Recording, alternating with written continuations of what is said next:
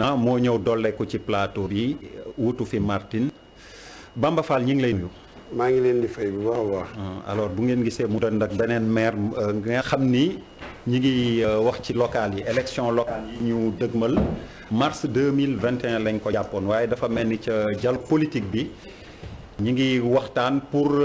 dàqaat ko mu naroon doon ñetteeli yoon bi ndax lu yanu maanaa la am na ñu ci d'accord am na ñu ci d'accordul tungu ne du teew ñuy naatal société civile bi bañ bokk ci ñi njëkk bañ ne buñ ko dàq ñi ngi nii toog mu Ndiaye Cissé alors élection locale yi ñu dëgmal ndax jàpp ngeen ni yéen vraiment am na ay motifs yu valable yu war a tax ñuy génne argument dàqati ko ndax ñii am na nu muy demee Bamba Fall ak monsieur le maire mii toog ñu ne leen seen légitimité des na dañ leen a yokkal mais du ci coobare askan wi. jërëjëf Der maa ngi nuyu Bamba monsieur le maire de la Médina dafa am lu am loo xam ne dama ko bëgg rappeler. Sénégal organisé nañ 11 scrutins présidentiels musul am report musul gis ñu jëm ci élection présidentielle ñu reporté 63 ba léegi def nañ fi 11 élections présidentielles musul am kenn xalaatu ko tey boo fi waxoon élection présidentielle quelle que soit raison bu ñu mën a teg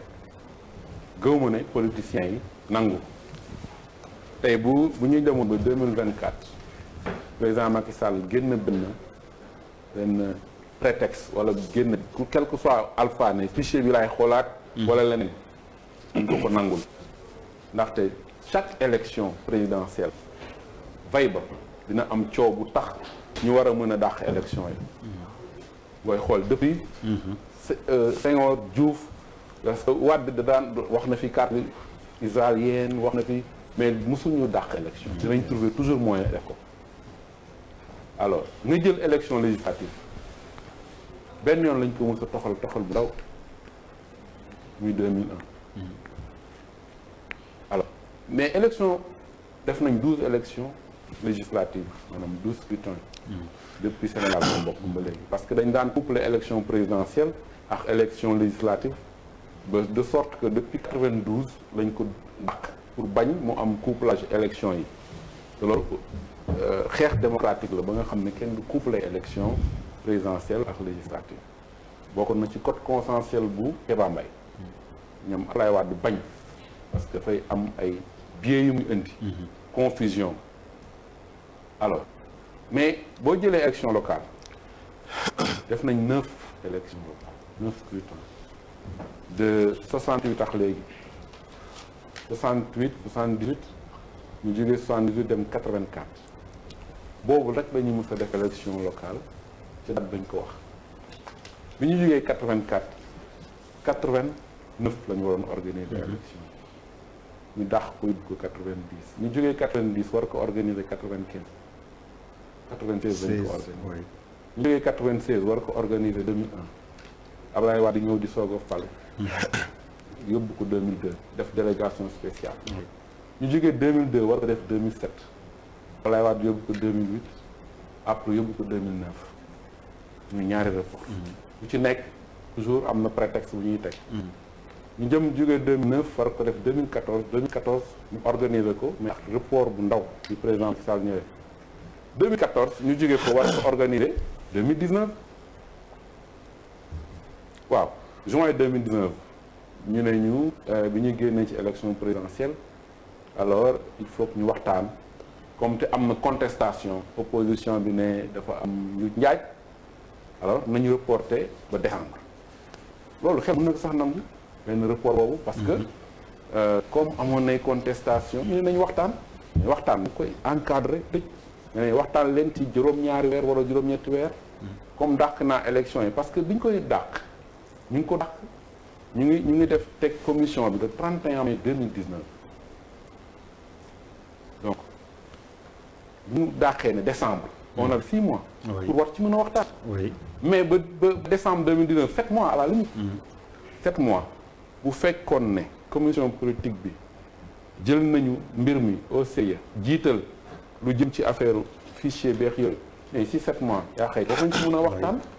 organiser élection yi décembre alors mais commission bi bu ñuy waxtaan bu ñu waree valider benn PV procès-verbal maanaam bu ñu waxtaanee tey suba ñu war ko valider dañuy jël 2 heures de temps pour valider benn PV jël suñu temps alors def 75 réunions laa la wax pour di waxtaanee affaire processus électoral mais moo indi conséquence que après ñu ne non nañ daxaat élection yi parce que dafa amoon dès le début benn accord bu amoon mooy que ne nañu def auditu fichier ak évaluation du processus électoral muy lu ma rafetlu mais loolu war nañ mën a organiser loolu yëpp ci 6 mois bu ñu koy dàq sax ñu nekk dàq bu léger mais ñu dàq ko décembre 2019 jóge décembre 2019 bi ñu commencé waxtaan ñu ne léegi dañ koy reporter si na ji maanaam bu ñu ko jëkkee wax ne dañ koy reporter di yóbbu projet de loi bi assemblée amul woon sax date alors il a fallu que ñu génn ne loolu violation loi bi la parce que mënoo reporter élection te doo wax date ba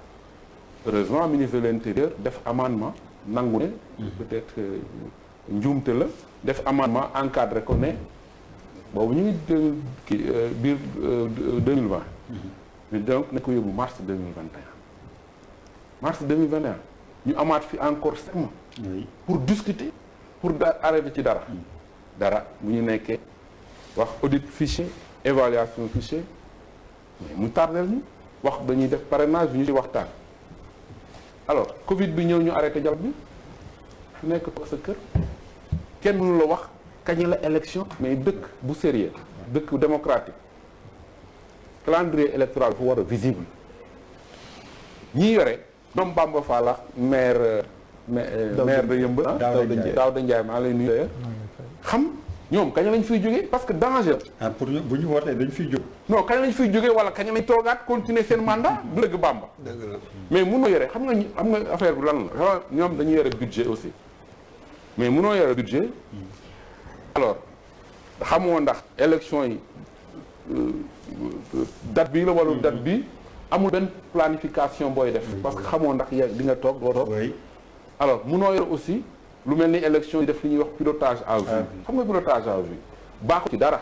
waxuma élection rek mais looy gis ci àdduna même directeur des programmes bi warul def pilotage à vue naan suba bon nañu def bi émission ginnaaw suba loo gis ci àdduna dafa laaj programmation ñi nga xam ne tey ay citoyen lañ bëgg a nekk candidat préparé wu xam kañ la élection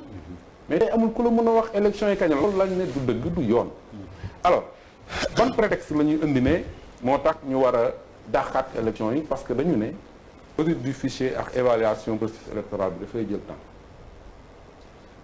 mais le 12 août passé bi ñu toogee ñetti weer def ñu dialogue politique bi président Macky Sall dafa bind lettre président Famara Ibrahima Sagna ne ko dama bëgg nga jox ma rapport spécial commission dialogue politique bi laa jóg commission nationale bi daal di jël prolongement dialogue national bi encore de 3 mois ne ko parce que dama bëgg respecter calendrier électoral si une semaine ñu réunir dialogue politique bi jox ko rapport ça veut dire que buñ ci jugoon ci ni mu waree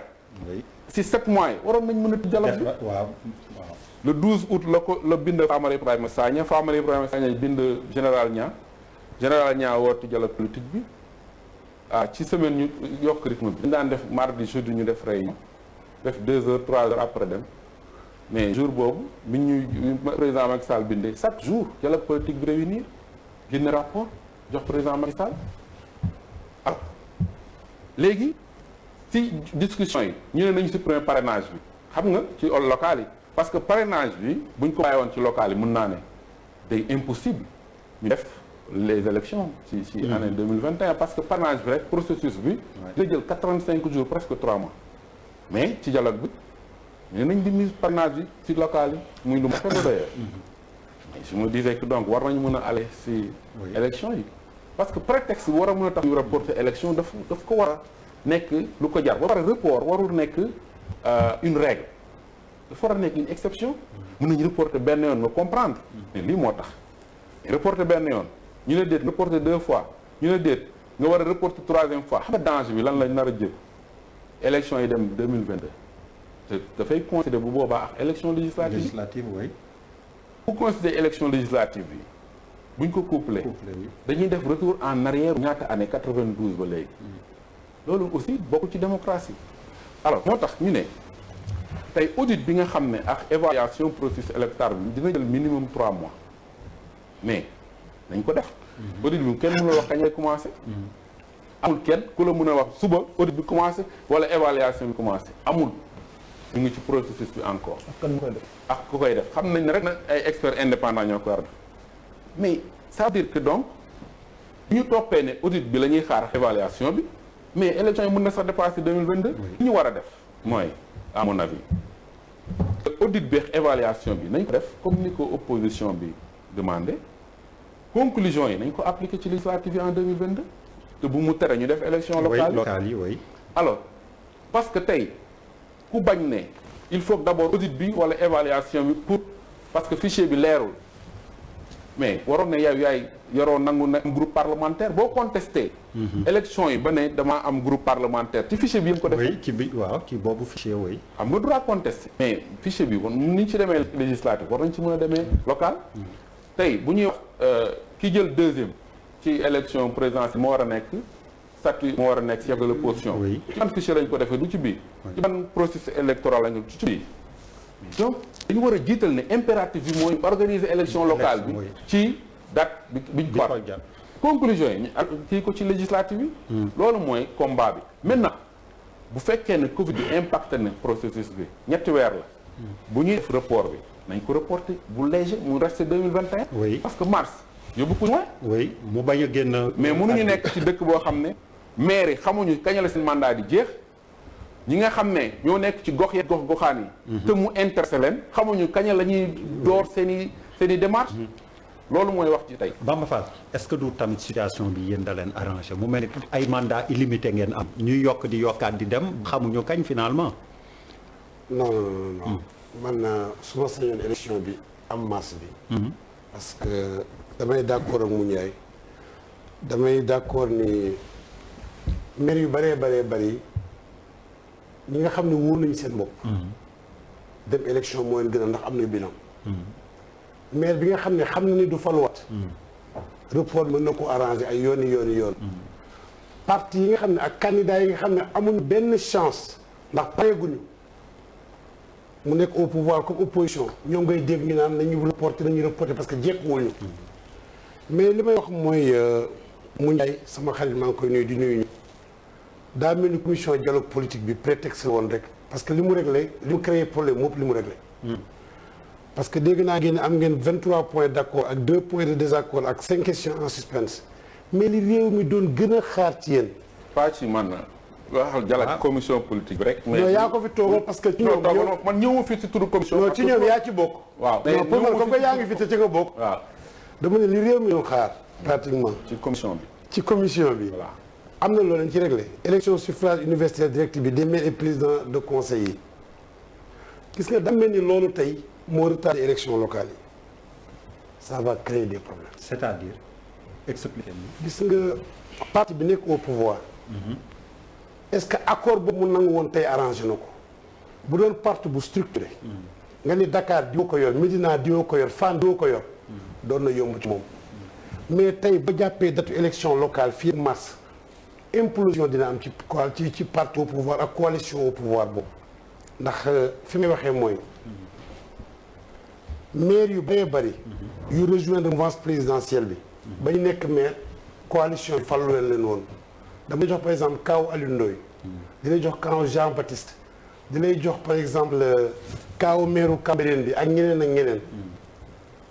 tey ji boo jekki woon par exemple tey parce que APR li muy def mooy fu bëree buy dem maire bi APR lay nekk adjoint yi ñooy nekk ci yeneen parti yi ay exception par ngay am muy Aïda Sow Diawara ak Wilane tey jii bu leen leeree ni Macky Sall du def 3e mandat tey boo xoolee maire yi ak député yi rek ñooy exister après mandature Macky Sall bu dee APR ga ñëw te tey bu fekkee ni dañoo jàpp date bi tey coalition bi bëgg a réunir boo nee Aliou Ndoye wala nga ni keneen Wilane wala Aïda Sow Diawara mais parce que par exemple boo demee Kaffrine ni docteur université bi mooy candidat Wilane Ndeye Berou ni moom it candidat la parce que ñun faluñu ko woon malgré que ci Benno la faroon mais Aliou nag ñoom faluñu ko woon keneen noonu kon tey man dama jàpp ni parti au pouvoir bi moo parewul parce que parti au pouvoir bi li mu doon def avant arrangé woon na ko naan way du ma structuré sama parti nii lañ ko bëggee loolu ci élection nationale la baax mais élection locale gox-goxaan la te ñoom jot ñoo organiser seen gox-goxaan yi parce que ci biir gox-goxaan bi am na waa APR mais am na coalition Benno Bokk Yaakaar bi te kenn nangu ni diwee sa patron man ko la kaawu Dakar tey boo doon élection locale mais Aliou bu ko neexee fëgg dënam ni candidat la ci coalition bi la bokk Diouf Sarr fëgg dënam Amadou Ba fëgg dënam te bala ñuy régler problème coalition bi dañoo war a njëkk régler problème parti au pouvoir bi moo tax mu jàpp ni wax ji yëpp prétexte bi gars yi ñu parti au pouvoir moo parewul tey élection locale bi nañ ko tëgg mu jeex parce que ñun maire yi dañoo li ñu yaakaar amul de man je suis gêné ñuy renvoyer su mandat dafa jeex mandat bi jeex na te report bi ay difficulté lañu indil parce que da ngay voter sa budget am partenaire bu ñëw nga war a signer ak moom mais des fois man damay toog ba chaque nit propose ma partenariat damay toog ba chaque ma ne lii mënuma koo signer ndax partenariat buy engagé commune pendant 5 ans ou 10 ans xaw ma ndax maa ko yoraat est-ce que war naa signer loo xam ne équipe bii ñëw da ko indil jafe-jafe kon teg maire bi tey war naa xam fan la teg tànkam xam ni mandat am jeex na te tamit may ñaan sama mbokk yenn maire yi bu ñu tollee fii mu leer na ni sa mandat jeex na mais waroo jël yenn décision yi yow leer na dañ ñoo yokkal le temps ñoom ñu régler seeni problème mais waru engagé commune bi nga yëpp pendant des années wala ci investissement yu dis yoo xam ne kii ñëw xamoo nu mu koy gisee nañu jàpp ne élection yi lu mu gën a gaaw ñu organiser ko parce que tamit fi problème bi nekk dëggantaan tamit fan la mooy nañu jàpp ne élection HCCT bi 2021 bi la war na seen mandat day au conseil bi seen mandat dafa jeex 2021 te foofu ay élus yu gagné woon la ñuy tànnaan ñu dem ci est-ce que dañoo war a jël ci ñuy jeexal ba pare déedéet pour ñu amaat au conseil bu baax élus yu falwaat la ñu war a tànn yóbbu leen fa parce que mënoo fal nit ñu wàcce ko maire mu bëgg a continuer ci au conseil bi mënu nekk te léegi nit ñi dañoo fàtte élection au conseil bi débat bi dégguma ko ci wax man fàtte woon naa ko nit ñi dañ koo fàtte xamuñ ne au conseil boobu avril lay jeex au conseil boobu avril bii la war a jeex kon moo tax man dañu def élection bi mars ñi fal mën a dem ci au conseil bi parce que tey boo renvoyé élection locale bi di nga renvoyé élection au conseil bi te du yoon te au conseil bi te élection locale bi boo ko renvoyé di nga bëgg a renvoyé élection législative bi kooku fourberie la parce que benn régime buggul assemblée nationale am majorité opposition yow nga di si pouvoir loo fa indi ñu bañ ba pare indi ay commission d'enquête parlementaire yi lu jeex ci sa gestion yi passé moo tax actuellement nguur yu bëri bu ñu tollee fii dañuy dàqante ba seen mandat présidentiel des lu néew ñu doog a organiser élection législative wala ñuy dàqante ba élection législative ñu dàq ko ba après élection présidentielle mais mu njaay man je pense que beneen bi tamit li nga xam ne moom laa ciy wax mooy li Sénégal yi doon xaar muy cumul des mandats li tax ma tiit ci dëggantaan bi majorité bi bañee ni chef de parti bi day des nekk chef de l'État day des nekk chef de parti moi je comprends plus parce que man fekkee naa lu bari ci politique Macky Sall bi muy ñëw di bokk ci assises fi dama fekk réunion yu bëree bëri yoo xam ne def nañ ko yi hôtel Njàmbur yi feneen yu bëri yi kër Dansokho yu bëri fekk nañu fi te loolu yaakaar naa question bu ñu réglé woon la lu yàgg daan ko xeex jamonoy Ablaye Wade man li ma nawee Abdou Diouf mooy ba ko opposition proposé def ni buñ ci indi virgule mais tey moom Macky Sall d'accord na ko jamono jooju ba doon ci xeex kon tey daa mel ni kon ba ñu nekk opposition la ñu doon bañ te bi ñu nekk au pouvoir la ñu nangu tey par exemple arrêté Ousmane Ngom bi mais Macky Sall xeex na ko ba tey mais tey arrêté Ousmane Ngom bi pouvoir baa ngi koy bañ pourtant ñoo ko doon xeex beneen bi tamit bulletin unique bi mais li nga ba élection bi dañ ko bañ pourquoi ñu bëgg a bañ bulletin unique bi mais bulletin unique bi buñ ko defee yombal na élection parce que li may bañ a dégg mooy ku jiñ élection yi Covid bi terewu ñoo lekk terewu ñoo naan te tournée Macky Sall bii Fatick la fa dajee ëpp na meeting kon bu ko kenn diñ Covid bi ndax élection locale du élection présidentielle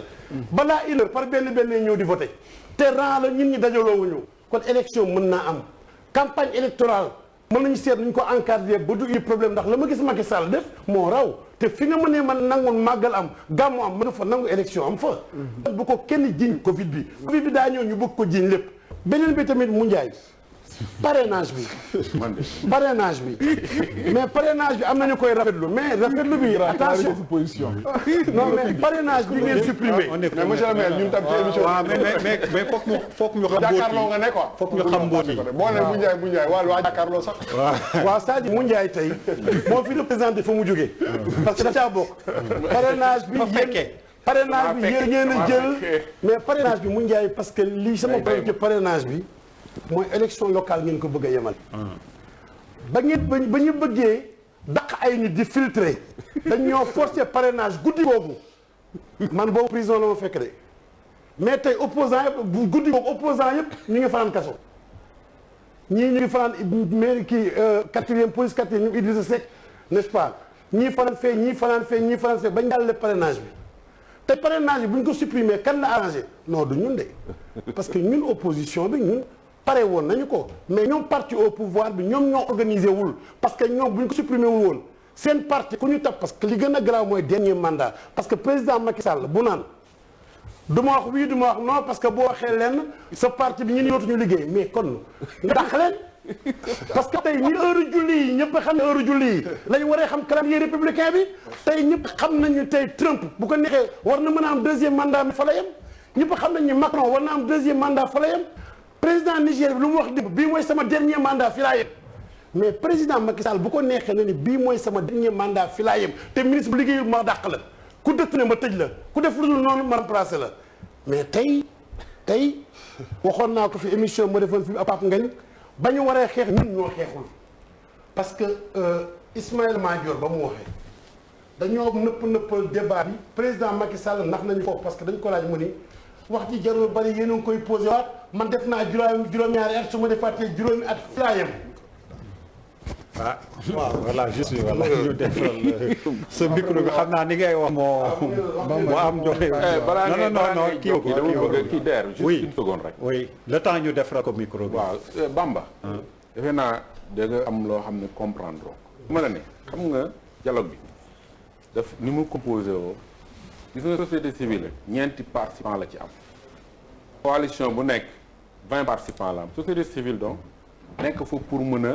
influencer les décisions loo gis dialogue bi rek dafa fekk mu nekk accord entre majorité ak opposition surtout ñun bu fekkoon ne dañuy cautionner lépp lu passé ci dialogue bi du ma fi toog tey di wax nous sommes contre report élection yi encore et encore benn ñaareel bi mooy je suis parfaitement en phase avec toi loolu laay mës a wax ne dëkk mënoo ci nekk calendrier électoral bi bloqué illisible non c'est pour dire que rek ne bul ma c'est-à-dire que si bu ñuy def réunion commission bu ñu ci paree ku nekk da nga am sa posture indépendamment di ko défendre la preuve dama lay benn je termine avec ça la preuve Sonko est représenté dans le dialogue politique pas dialogue national il est dans le dialogue politique représenté par Adjuma Sow mais il n'est pas d'accord avec le report et une partie de l'opposition est d'accord avec le report. dama ni report bi ku ci d'accordul la ngaa pareegul. wala ku ci d'accordul ku ne da nga nekk opposition boo xam ne ca kër ga la nga bokk. da nga fi teewal gars yi fii mais fee nga bokk. nit da ngay ñeme li ngay wax. daf ci opposition bi genn wàll gépp dañuy nuyoo ji ñu émargé ji. ah bon te loolu moo indi problème bi opposition maquillée la ñu am diluée la ñu am. waaw ñi ñemee dëgg bëreetul ñi xeex moo tax chef de l'opposition ba ñu ci fonto soxlawuñu chef de l'opposition statut de l'opposition point ñu soxla chef de l'opposition dañ ko nekk ci présidentielle bële parce que Macky Sall bi muy gagné élection yi nekkul woon chef de l'opposition boobu ñu ko ëpp doole la fekkoon muy Tanor rek Moustapha Niasse ak Idrissa Seck donc nekk chef de l'opposition taxul nga ëppale ñu chance ci dara fii ku nekk da ngaa opposé yow ba doon li nga doon soxlawuñu chef de l'opposition statut bi rek la ñu soxla léegi ñu dàq ko ba beneen bi man li may wax mooy parrainage bi kan la arrangé ñëpp a ngi cëpp ci naan c'est bien non c'est bien bu dee dañ ko supprimer pour toutes les élections pourquoi ñu taamu ci élection bii kese parce que bii moo leen nar indi problème bii bu amul responsable bu ne ci coalition bi laa wax xëy na parti bi mën nga ni ku ma toppul ma daax la mais coalition bi am na ñoo xam ne kenn moomu leen Aliou Ndoye wala Jean Baptiste Mbaye kenn da nga ko soo ko investir mu créer listam loo ko mënal moo tax foofu parrainage bi ma dindi ko mën na leen parce que bu boobaa élection locale bi au niveau national au niveau local lañ koy defee sous-préfet yi ñoo ko na réglé te amuñu moyen de contrôle yi moo tax ñu dindi ko pour bëri rek la ngeen la arrangé ma ni financement parti politique yi foo leen ci toll kenn déggu ci dara n'est-ce pas autorisé kan moo yor élection yi kan moo yor charge élection yi on est la ngeen di créé waat wala seeni wala lan kenn xamul ba na ni kon daa mel ni seen commission bi dañu ko créé loon rek pour le temps ñu dugal ñu ci frigo pour bu jamono neexee ñu ubbi ko dàq élection yi. alors monsieur le maire bu ma la déggee sa collègue bi li mu wax nee na yéen report bi yéen la arrangé ak combine bëri yu bëri yoo xam ne da ngeen ko dugal ci local yi. report élection yi arrangé wul kenn.